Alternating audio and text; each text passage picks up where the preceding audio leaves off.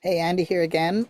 We are now on part 5 of my 7-part AI video series. We've seen a bit about how LLMs work, um, um, what their impacts are on people's learning and how we learn in the first place. This time, taking a little bit of a wider view and looking at the impacts on us more generally, not just in learning. So let's get going.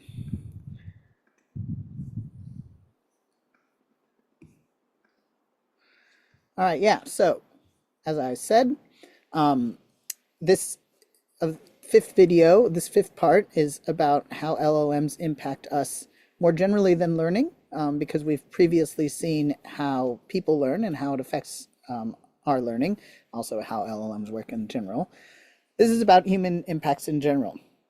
What we saw with learning is that, as far as we can tell from the evidence base so far, LLM usage seems to lead to poorer learning, but not in ways that people are aware of. People think generally that they're doing better when they rely on LLMs, probably because what they're doing is they're offloading part of the task to LLMs, but not realizing the extent to which they're relying on them. Which is ultimately not just problematic for the thing we're learning, but also damages our agency because we're no longer accurately perceiving what we know and what we don't. More generally, it seems to undermine the kinds of deep processing, engagement, practice, and stuff that we really need in order to actually develop real expertise, strong thinking skills, and so forth. So that's about learning, but of course, humans are more than learning. Learning isn't all that matters to us, and so that's what this video and the next is about, which is what do we know about the impacts of AI on people overall? That's this part. In this video, I'm focusing on two particular things that I think are really very important in today's society and in general. One is disinformation. This is also what I study, so it's quite dear to my heart, and I know a lot about it. But also, I want to talk about what we know about the impacts on just human well-being in general. So let's start with disinformation. I'm going to be telling you a lot about how disinformation works in general and then how LLMs feed into it. But kind of with human learning, you can't really understand the impact of LLMs if you don't understand a bit about humans in general and disinformation and how it works. So I'm talking about disinformation as opposed to misinformation, where disinformation is deliberately designed false or maladaptive or incorrect content that is spread by people who know it's wrong. And the reason I'm focusing on that is that that's actually where a lot of things come from. By the time misinformation is stuff that people spread not knowing it's false, but you really need to look at the supply end of things. Where does the false stuff come from?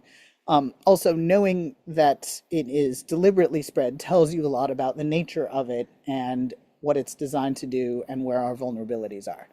So if you're looking at disinformation in general, disinformation is designed to target our psychology, our psychological weaknesses, not just in our own psychology, but the weaknesses in our systems as well. So in that sense, it's systemic. It's not a kind of individual, oh, just make people smarter, there's a solution to this. We need to look at the systemic things that are going on here. And the goal of most disinformation, like there's a lot of disinformation, but the goal of most of it is ultimately to lead to distrust. Partly because people who don't trust experts, those are the ones who are experts are the people who can counter the disinformation. If you're spreading disinformation, you want people to not trust experts and institutions because those people then become very easy to manipulate. So that's part of why distrust is a key goal. Also, a lot of the drivers of disinformation are wanting to undermine support for democracy, democratic governments, and democratic institutions and science. Because they tend to be the authoritarians and so forth. So that's the other reason that distrust is the goal. Essentially, they want to turn us into this guy, right? Where, you don't trust anything, you see conspiracies under every roof. That is the goal of a lot of disinformation. So how does disinformation work to create distrust? Well, there's a lot of techniques. And I'm not talking about all of them. I'm just focusing here on a few of the ones that I think are supercharged by AI and large language models. The most supercharged by them, because of course this is about AI and large language models and not disinformation. So what are those techniques? One of the main ones is to basically exploit our emotions and sense of identity to deepen our group animosity and make us hate each other, not rely on each other, again, undermining distrust and the strength of our societies. Another goal is to basically shape the conversation. You don't even need to say false things necessarily to do this, but to basically change what is talked about and thus shift people's beliefs and decisions that way. Another is to basically just create illusions of consensus or disconsensus and repeat things so often that they shape people's beliefs. This is exploiting our learning biases. And finally, ultimately, I think trying to just remove the common ground we have with each other, undermining our shared reality. And if you've been paying attention to the world today, you can see that this is happening. I'm talking about a lot about why this is happening here. So again, part of it is about how disinformation in general works, but we're going to particularly be focusing on the role of AI and large language models in this. So talking about the first one, emotional manipulation. Humans, we have emotions, and we often believe things and also share things with each other online for reasons that aren't in, always mainly about the reasons, the critical thinking beyond that. We share things that are simpler, that we understand more. That makes sense, right? You can evaluate them more, or you think you do. We share things for reasons having to do with power, either to, like kiss up to people with power because we want power ourselves and things like that.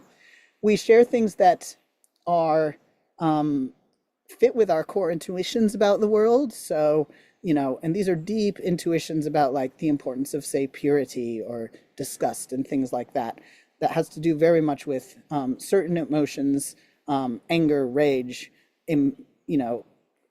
short circuit our critical thinking and are more likely to be believed and shared because they appeal to these deep kind of primal things. A lot of times we will believe things or share things because we need a scapegoat. There are things we don't want to face or we don't wish are true or we want to blame. And so we will believe things that give us that. We share and believe things in accordance with our group identity. If people that we are like believe them, we're more likely to, both because we want to be part of the group, but also because we kind of think, well, they're like me. And so, they probably have good reasons. So I'm going to join in. And also, really, a fundamental human need is the desire for connection, and we'll often do things for that. Now, I'm saying all these things, and you might be getting the sense that I think that we shouldn't be doing those things.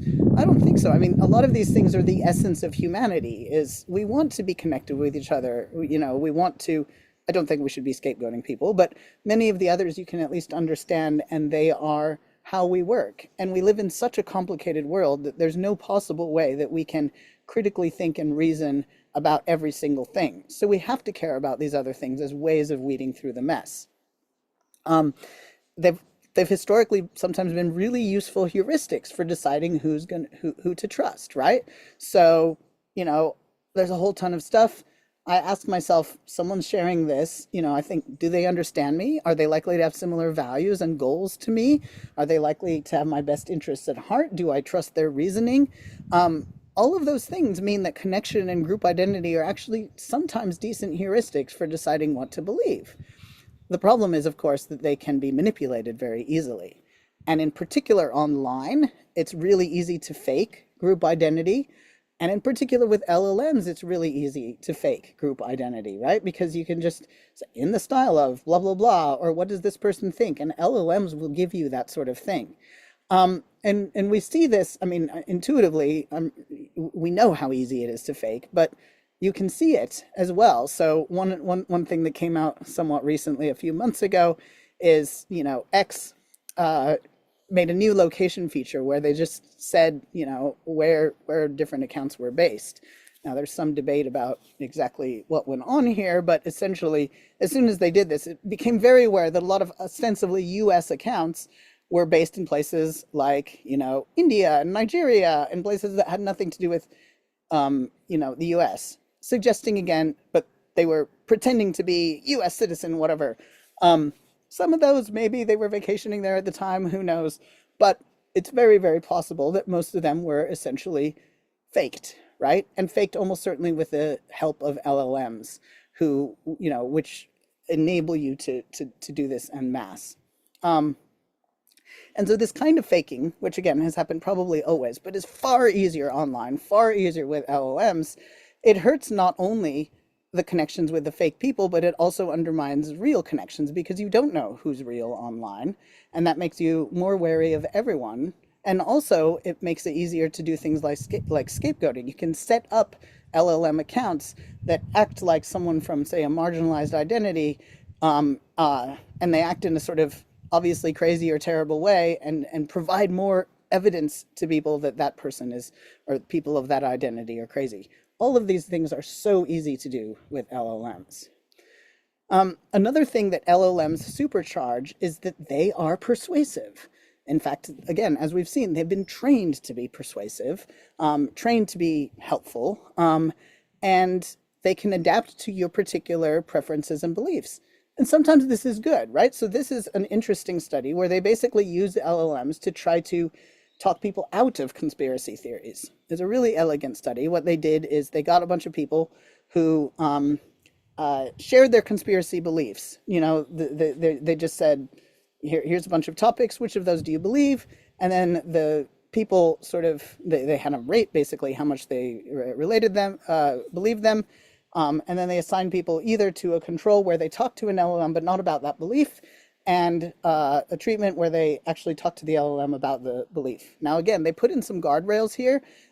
They tried to make sure that the LLM just stayed on topic and things like that. And this was a short conversation.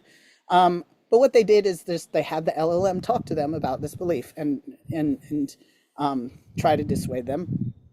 And what they found was that after the conversation, this actually lowered conspiracy belief by a good margin. This doesn't look like that much, but this is huge in the conspiracy belief literature. It's really hard to talk people out of conspiracy beliefs, and this held, and that's the other amazing thing. So, LLMs are pretty powerful persuasive tools, and they think that the reason for this, which I find very plausible, is that the LLMs were able to basically talk to them about the thing they cared about, rather than give generic responses. Also was non-judgmental and things. And so this is really cool. They can talk people out of conspiracy beliefs. But of course, persuasion goes both ways. If they can talk people, into things that we like, they can also work the other way, which again, when you're thinking about disinformation, is actually a really bad sign, because if you want to spread disinformation, LLMs are one of your best friends. So how do they do that? Well, one of the ways is, again, thinking systemically. You're not just targeting an individual person. You want to change how entire conversations in the media space happen, right? So you want to control conversations. And what that does is it manipulates people's decisions by controlling what they're paying attention to or not. And you can, again, do this without necessarily even saying anything false. They often do. But just by focusing the conversation on one thing, right? And they're making use of a psychological thing called the availability heuristic. When we're making decisions, we don't think of all the many, infinite number of things we care about and properly rank them and everything. We've got really short-term memory, limited short-term memory capacity. We call to a few things, think about how much of those matter, and decide accordingly. And the way you call things up and decide what to think of is what is available, what has recently been made salient, and that sort of thing, right?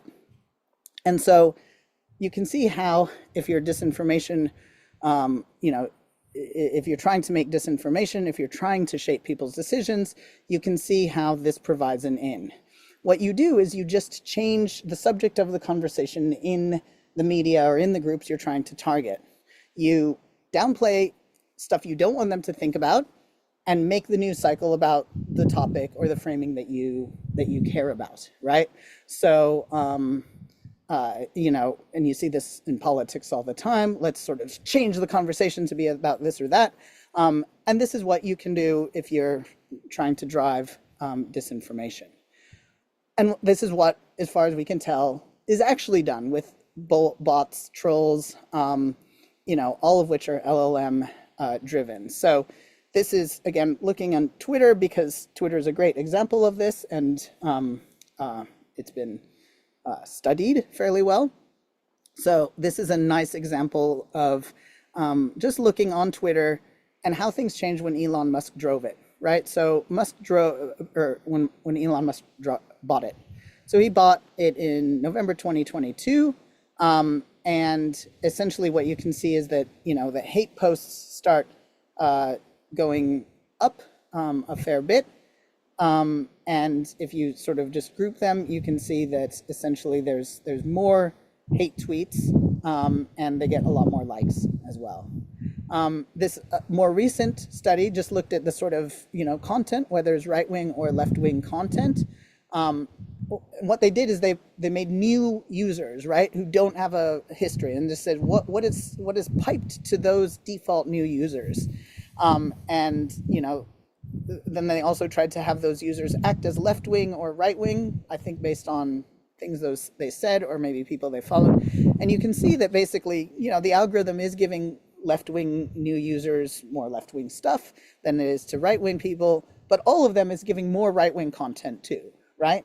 And this is not related to sort of what they like or sought out. This is from the algorithm. Okay, and what it's doing is it's probably changing beliefs, but it's also changing conversation, the conversational control. Again, also from, X, sort of, we know that their actual LLM, bot, Grok, is sort of really driving conversations, sort of doing totally egregious things like creating, nude pictures of people in a way that's very sexually harassing, and even of minors. That's going on. Grok is also clearly shaped by Elon Musk's biases. But, so that's all happening, and that's all a kind of disinformation and framing and conversational control. And it actually has an impact. So this is a really neat study where basically they just looked at, the presence of Grok. Grok was rolled out when that red line is. And then they just looked at, well, so what's the impact on fact checking? And essentially, in community notes. So community notes is a sort of crowdsourced fact checking thing. And you can see that community notes is being used less and less and less. And it coincides with Grok being rolled out, probably because people are using Grok for fact checking instead. And of course, Grok is not an unbiased source at all. So that is one example of conversational control.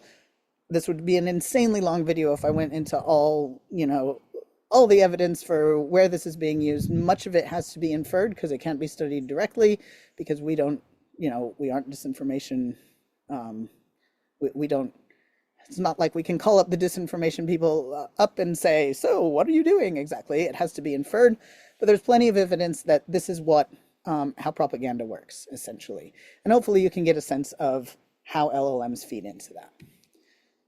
A very related thing is, so it's not just changing the topic of conversation, but also changing the content that people see. And where LLMs really come into their own, along with algorithms and stuff, is sort of amplifying some content and thus changing beliefs that way.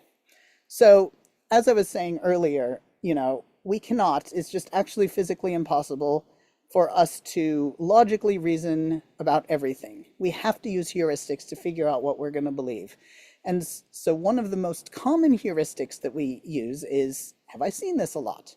Which, again, evolutionarily, you could think makes sense, right? If you're in an environment, if something comes up a lot, it's more likely to be true. If people are talking about something a lot in your small society where everyone knows and trusts each other, it's more likely to be true.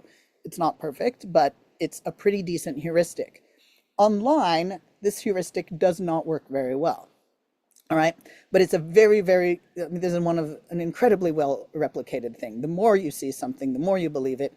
And it's not something you can logically reason yourself out of, because it has to do with the biology of the brain and the things I was talking about in part 3. So every time you see something, your neurons fire and it's reinforced. So if you practice something, you learn it more. And if you see something a lot, you believe it more. All right. There's a few caveats here, but not many. This is a very robust thing, and you can't rationalize your way out of it. And smart people, it's affected smart people as much as dumb people. Another thing that is a heuristic that is very well replicated and very common, and again, kind of sensible in an environment other than our current information environment, is to look at consensus. If I don't know what to believe, I look at whether other people believe it, and in particular, people I trust, and whether a lot of them believe it or only a few.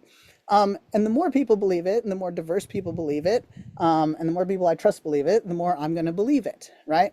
And if I see any disagreement, I'm going to be massively more uncertain about whether to believe it or not, okay? Um, uh, Again, this is for most things where we don't actually have the expertise to evaluate them ourselves. Um, and so this is another well-replicated thing. So you can probably see where I'm going with this. LLMs totally supercharge the ability to artificially mimic or inflate both of these things. It's really fairly easy to get LLMs to generate disinformation. They're constantly saying, no, they're safer, there's more guardrails. But as I was talking about, there's reasons that we can't do this. They're just sentence predictors in a very, very high dimensional space. You can't program them per se in the way you can other things. And as a result, there's a lot of studies indicating that, in fact, it's pretty easy to get LLMs to, generate false things. So I'm just sort of listing some titles of studies in my list of resources. You can take a look at all of those. But, it's pretty easy. Um, uh, and it's not just large language models, by the way, it's generative AI in general. So you can also create fake images, fake videos pretty easily. This study looked at TikTok and agentic AI. These are basically where you just set the AI to do it, and it acts as an agent. It generates something, and this was sort of done back basically in 2025, billions of views of accounts, all based on looking at things generated by AI. So AI is really easy to make this stuff. Before LLMs and AI, you had to get, pay lots of people a small pittance in order to generate this. It was impossible to scale very well. And remember, it's the amount of repetition, the amount of consensus that really drives it. So the more you can scale, the more powerful you are. AI massively changes the scale. You can create so much more, you can spread it so much more easily. And in fact, the evidence, starting to be evidence that in fact this is happening a lot, right? Again, it's hard to study, and I'm guessing that, most of the people who are like in intelligence and stuff know a lot more about this than we do, but of course they're not going to share because, you don't want to tell the baddies what you know about them. But it does seem that that's happening, right? And again, if you look at the sort of scientific studies, here's another one looking at, can you actually use LLMs to generate disinformation, texts that follow disinformation narratives? Can you get past the guardrails that they say are in place? Here is one. They've got 6 different LLMs here that they tried to do it. The blue means that the LLM agreed to generate this disinformation, and you can see that except for Gemma, almost all of them did the majority of the time. And in fact, not only can you do that, but you can generate personalized disinformation. So this is what I was talking about, the identity thing, right?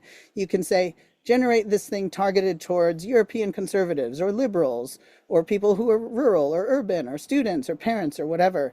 And it's pretty much they're willing to do it for all of them, right? And they do a pretty good job, right? That's the red is well personalized stuff targeted at certain groups. So easy to do at scale with an LLM. Not only can you generate a whole ton, it's also hard for us to detect. Again, loads of work about this. So this is back in 2021, before technology was nearly as good as it is. These are deepfakes, not text, which even in 2021, people couldn't detect those over chance, but they thought they could. Again, we see this common thing that people's self-perception is totally at odds with the reality. This is a more recent study looking at sort of images and videos. People are a little better at videos, images at chance, but again, people were strongly biased to think that they weren't fake when they were, um, and we see it sort of these kinds of AI, undetectable AI generated stuff is basically just infiltrating everywhere. You see it in product reviews, starting to see it in scientific papers and stuff. At best, it creates a huge workload trying to sift through the slop from the real stuff. At worst, people are taken in. And therefore, it ends up shaping people's beliefs and undermines their ability to discern fact from fiction in the same way that hearing a bunch of crap from real people would. So in this study, they essentially, again, they assign people to three different groups. They didn't know they were. So in one group, they were shown some news and they heard from what three other people had said about this. And then they compared it to them hearing from those three people, but also three LLM generated comments that were sort of arguing against them versus directly replying to it. And essentially what you find is that when people heard from other people, they did better. They're better at figuring out what was true or false. But when they heard from the LLMs designed as disinformation, they did worse. And this was true for both figuring out what was true and also figuring out what you'd share. Again, this is one of many studies in this area, essentially showing that disinformation is easy to create and it does affect people's beliefs and discernment. And even in the best case, say people don't believe it, what this constant flood of information, disinformation does is it makes people grow more uncertain, more overwhelmed. You've probably had this feeling yourself. I know I have, going online.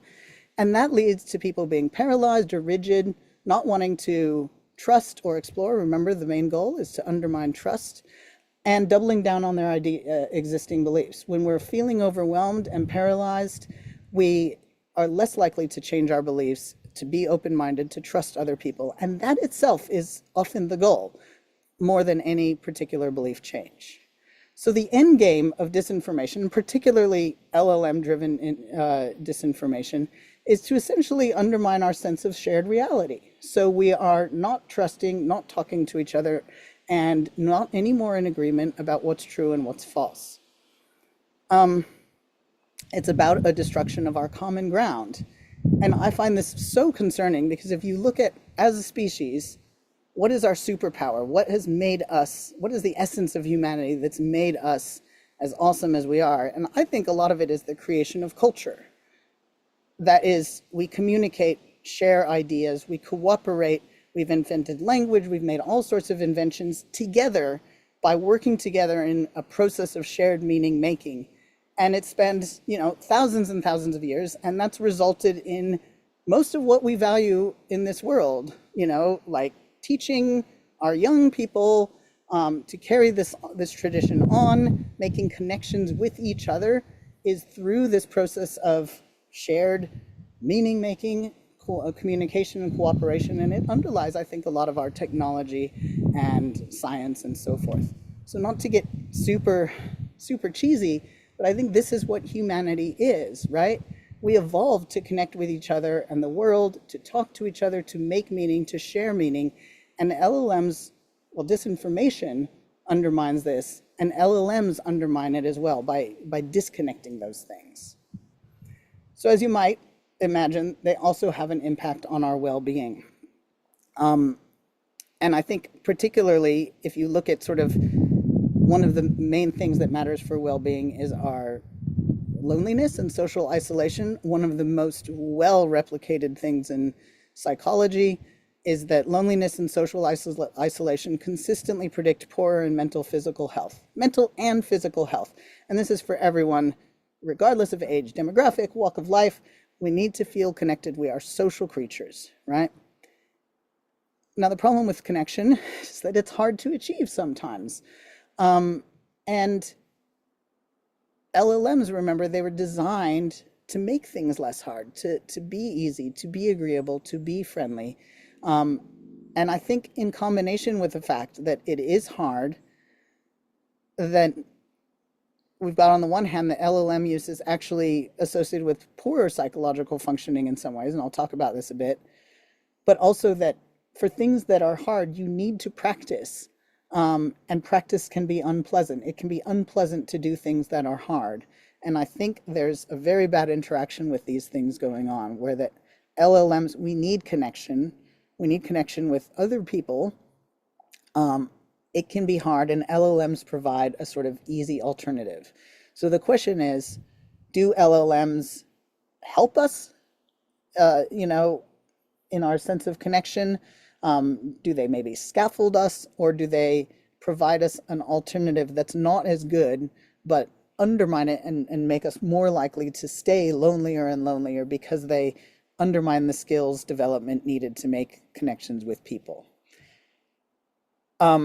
Again, this is an early research thing, and this is a little further from my expertise than disinformation is, but as far as I can tell, it's more the latter. So they're actually hurting the loneliest of us because they are providing an alternative that looks on the surface appealing. It fills a real need, but as a result, it's preventing people from developing the skills and connections they need to actually find real social support from real people.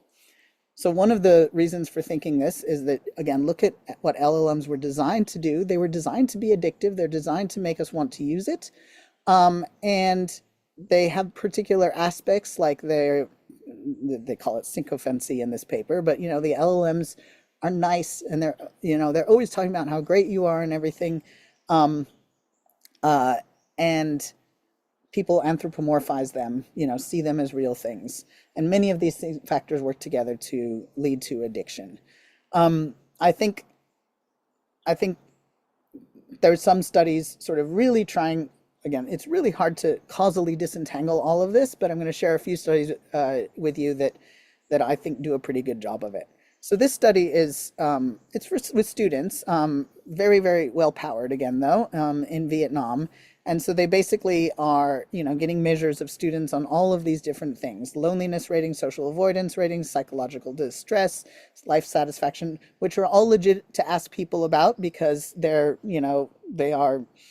that's the only way you can, the best measure of people's emotions is often asking them about their emotions, but they also have a measure of academic performance. And what they found is that, essentially loneliness and social avoidance are highly predictive of compulsive chat GPT use, right? And all of these things are related to the psychological distress measures. So again, take any causal claims with a grain of salt, but you can totally see that all of these associations are here. Chat GPT use, the more you have chat GPT, is associated with more loneliness, more social avoidance, and higher psychological distress. And if you relate that idea of psychological distress, it is highly negatively related to life satisfaction and academic performance, meaning the more psychological distress, lower your life satisfaction, lower your academic performance, right? So again, it's hard to draw causal things, but at the very, very least, it seems like the ChatGPT is not helping at all. And again, you can see a plausible mechanism for how it could be hurting. Where the more lonely people rely on them more, and it doesn't help, and it sort of drives you into a corner. At the very least, the first part is true. More lonely people do seem to use LLMs. The question is exactly what happens after that. So this study, this next one, tries to get at that. What they did is they've got loads and loads of ChatGPT users. They actually had access to the conversations. I'm not sure about what the ethics involved in that. I presume something fine, but they were able to actually analyze the conversations, classify the users as lonely or not based on the sort of the words and text used in their conversations, but also surveyed some of them, and then, as we'll see, followed some of them so that they can try to, actually relate their ChatGPT usage with actually what's going on in the conversations.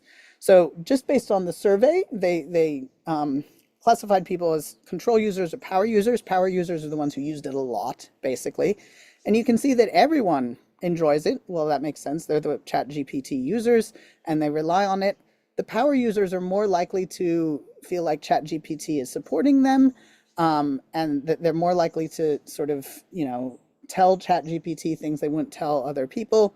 But these aren't huge differences. You see some real differences, though, between power users and control users on the things that are most particularly associated with sort of connection and friendship and loneliness, right? So the power users would be really, they're clearly relating to ChatGPT more as a person, as a friend, than a tool, right? So they'd feel more upset if the personality changes. They actually say they're more likely to, they feel conversations with ChatGPT are more comfortable than interacting with other people, more likely to consider it a friend, and more likely to, be upset if it changes, right? Now, these same people then, or the same researchers, then they basically then followed about 1,000 people over a month and looked at their ChatGPT usage over that time. And again, you can see the sort of the power, a few users used it a whole lot. Those are these pink ones. And then basically wanted to sort of classify people based on the decile of their usage. So, how does the amount of it that they used relate to their loneliness and other measures? And what over that month, you can see that the people who are heavy users, so just over the month, they decreased from the start. Everyone got more lonely over the month. The people who were heavy users, that's the high decile, they decreased in their measures of socialization, how much they socialize with other people. They increased in their emotional dependence on ChatGPT, and problematic use was all over the place, but I think the high users showed more of that, right? So what all this seems to suggest, there's more research you need, but it suggests to me that LLMs are kind of, the metaphor in my mind is like, they're like the junk food version of social connection, right? We have evolved to really need it, and we notice certain things as byproducts of it. So they're kind of a super stimulus because the things that ChatGPT gives us are things that we evolved to want, like someone telling us how awesome we are. They feel good though because that's what we're looking for, but they're not real humans. And the more time we're spending on that, the less time we're practicing relating to real humans. So they don't have the same nutritional value, and it's associated, particularly in those most vulnerable, with the same, or with more psychological distress and addiction and so forth.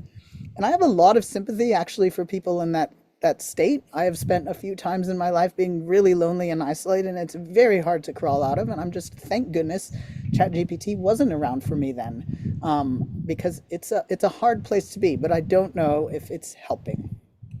And there might even be some indications that it's actually worse than just sort of junk food, but it's actually, deleterious. So this study suggests they basically looked at the actual content of conversations for people classified as lonely versus not, and what they found is that essentially people who were more lonely were less likely to use ChatGPT for things like writing assistance and question answering, and more likely to have stuff that they classified as sexual content or harmful content. So really sort of conversations about these topics, right? And if you look at the targets of this toxic content, it particularly targets women and children and things like that. So the lonely users they're instigating these conversations, but ChatGPT is fully meeting them there and also giving them more harmful content on these harmful topics. And indeed, the people who wrote this paper, they noted that at least 5 instances that they found the users were actually seeking help with things like, suicidal ideation, and ChatGPT did not do the right thing. And so anecdotally, this, we see this anecdotally. I don't know of, it's hard to imagine studying this I'm sure there will be some clever researchers who figure out to, but I don't know of any studies right now. Anecdotally, though, there is more, suggestion that AI chatbots are actually, really encouraging vulnerable people to do things like commit suicide because they're trying to be helpful, and they don't know ground truth, and so they sort of, end up after long conversations encouraging people to be helpful or encouraging psychosis, and encouraging, all of these sorts of things. And so there's more and more sense that may be happening. I don't know. But it seems, given how we know LLMs are constructed, to be helpful to reinforce learners, how easy it is to get beyond guardrails, because again, they're not programmed per se, they're just generating sentences in a high dimensional space. And if a user wants to talk about something enough, they eventually will. Between that and the economic incentives, where companies are not incentivized to create a chat bot that will just shut down users, which is kind of what you have to do at this point. This stuff is anecdotal, but I find it very, very plausible that it's happening. Regardless, what we do know is that it seems like LLMs are at best kind of like junk food of social connection. They give us something what we want, but at the risk of, taking up space from what would actually be nutrition. And they might actually be more actively harmful than even that, especially to people who are most vulnerable. So this is depressing. Like I said, I tried to be balanced, but the more I looked at this, I don't actually see much balance here. We evolved to connect with each other and the world, and LLMs seem to undermine this whole process as a society and as individuals. Disinformation is driving our distrust, eroding our common ground, and hurting our social connections. And so that will lead naturally into part 6 of how LLMs impact society. Part 7 is pretty short. It's just my recommendations. So I hope you join me for part 6, although I warn that's pretty depressing as well. Thanks.